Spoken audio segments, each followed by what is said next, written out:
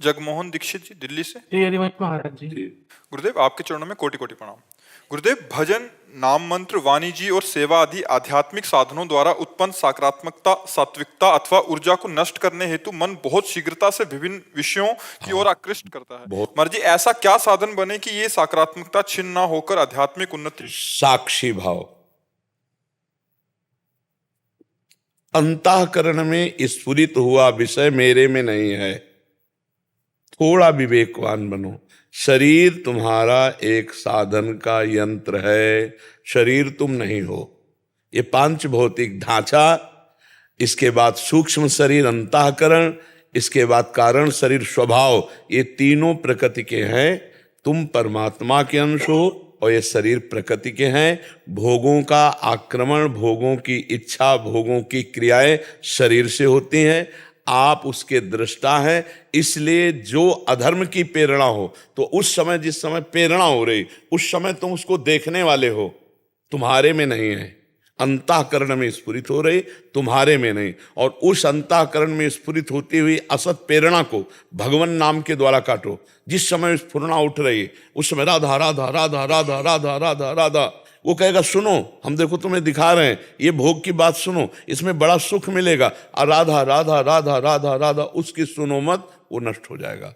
जब हम काम को अपने ऊपर लेते हैं तब हम परेशान हो जाते हैं। भगवान ने सहन करने के लिए आज्ञा दी है। मात्रा स्पर्शास्तु कौन्तेय शीतोष्ण सुख दुखदा आगमा पायनो अनित्यास्तास्ति तिक्षस्व भारत। ये आने जाने वाले विकार हैं, ये स्थायी नहीं रहते। स्फुरित हुआ उस समय तुम साक्षी भाव में रहिए, मेरे में नहीं है।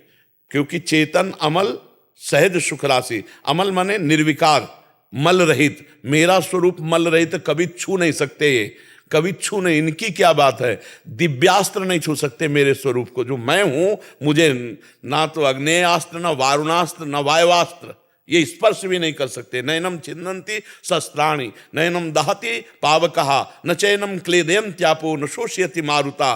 तो फिर ये काम क्रोध मेरे में कहां से आ गए?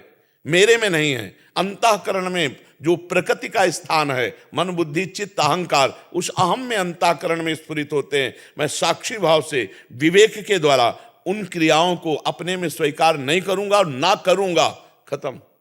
बिना दस्तखत के मन कुछ नहीं कर सकता। जब तक आप स्वीकृति नहीं देंगे तब तक आपका मन कुछ नहीं कर सकता।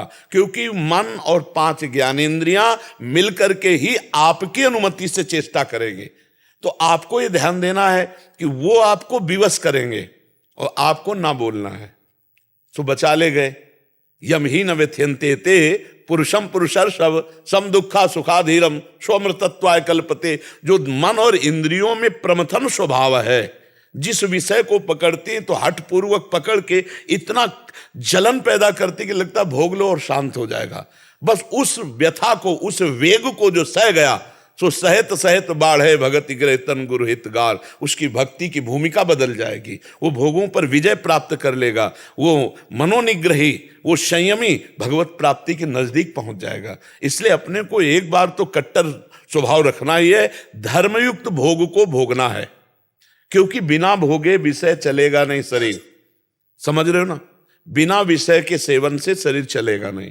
तो धर्मयुक्त विषय, जो भोग लगाने लायक वस्तु है, वो प्रभु को भोग लगा पाएंगे। हमारे अंदर काम वेदना आती तो धर्मयुक्त अपनी पत्नी का संयोग करेंगे यदि गृहस्थ है। हमारे अंदर मोह आ रहा है तो अपने पुत्र में, परिवार में भगवत भावना करके करेंगे। हम अन्यत्र अधर्म आचरण नहीं करेंगे। गृहस्थी में जो भजन होता है वो इस कोटि से भजन होता है। कोई नैष्ठिक ब्रह्मचारी वाला थोड़ी कि हमारे अंदर काम आया, हाय हाय अब क्या करें। नहीं, गृहस्थी में हो धर्मयुक्त, अगर आपके अंदर वासना जागृत हुई है तो भगवान ने रास्ता बनाया है। लेकिन नैष्ठिक ब्रह्मचर्य वैराग्य तो फिर आजीवन के लिए, फिर वो एक अलग मार्ग। आप गृहस्थी में हो तो फिर धर्मयुक्त विषयों का सेवन कर सकते हो, उससे भजन में कोई बाधा नहीं। कोई चोरी थोड़ी कर रहे हो, चुपके से किसी का अधर्म थोड़ी कर रहे हो। अगर आपके अंदर काम सता रहा है तो भगवान का स्मरण किया, भगवान को नमन किया और अपने पाणिग्रहण संस्कार किया है। अगर हमें और भी आवश्यकता लग रही खान पान, तो हम अच्छी अच्छी वस्तुएं प्रभु को भोग लगाते हैं, प्रसाद रूप से पाते हैं, नाम जप करते हैं। ऐसे गृहस्थी में भगवद आराधना होती है। विरक्त के लिए अलग मार्ग, वो निवृत्ति परक है। तो गृहस्थी में ऐसे चला जाता है। ऐसा नहीं कि गृहस्थी में हम भजन में लग गए तो पत्नी से बात नहीं करेंगे, बच्चे से बात नहीं करें, नहीं, ये अधर्म होना शुरू हो जाएगा। पत्नी से बात नहीं करोगे, उसने पाणी ग्रहण के समय थोड़ी तुमने वचन दिए थे कि मैं भजन करूंगा, तुमसे बात नहीं करूंगा। अब वो कहाँ जाए, उसके अंदर जो वेदना जागृत होगी। ये बात गृहस्थी में ध्यान रखनी चाहिए कि हम तो आज ब्रह्मचर्य की महिमा सुन रहे हैं, सत्संग कर रहे हैं, और भैया बोलना बंद कर दिया तो फिर क्या होगा?